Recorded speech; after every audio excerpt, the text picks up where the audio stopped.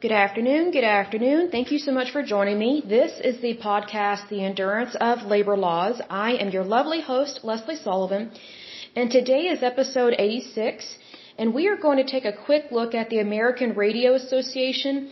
I don't remember covering this one, but also it's kind of funky. So it is the ARA, and it is linked to a different union. I think it's linked to the longshoremen, so there's not a lot of information to this one, but it is on my list. So I thought, well, why not go ahead and cover this one, even though it's like their history is hidden. It's really weird.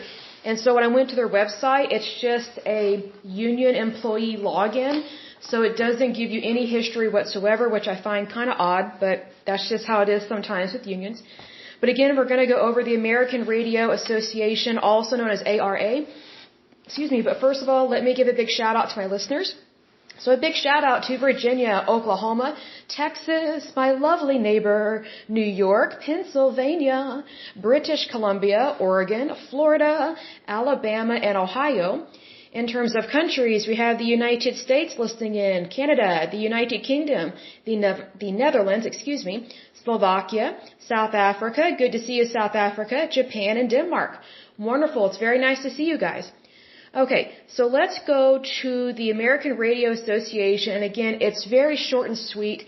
It says here, the American Radio Association is a labor union representing shipboard radio operators and similar job classifications on U.S.-flagged merchant ships. It is affiliated with the International Longshore and Warehouse Union. Although ILWU has left the AFL-CIO, the American Radio Association continues to be a part of the Labor Union Federation. That is literally all the information I have on this. It doesn't give me a start date.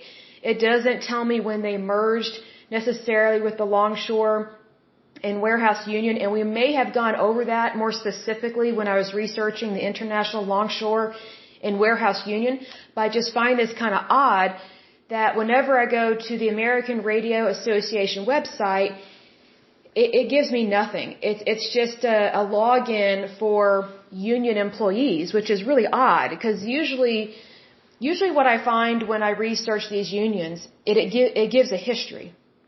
It tells me who started the association, who started the labor union, why they started. It tells me, when it was started, when it merged with somebody else, why it merged with somebody else, and things of that nature.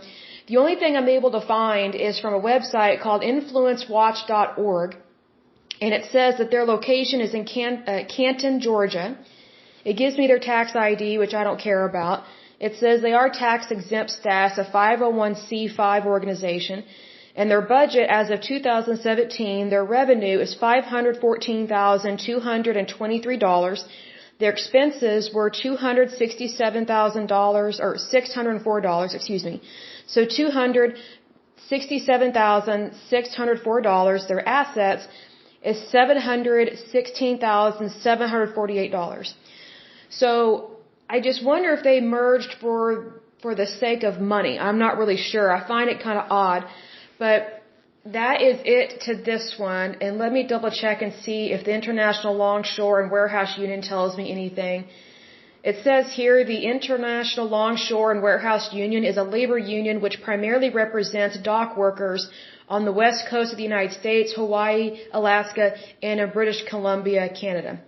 So that one, whoa, they have way more money. Okay, their location is in San Francisco, California. It also gives me their tax ID, which I don't care about. They do have a tax-exempt status, which is a 501c5. Their budget for 2016, it says their revenue was a little over $7.6 million. Their expenses were a little over $6.5 million, and their assets are a little over $8 million.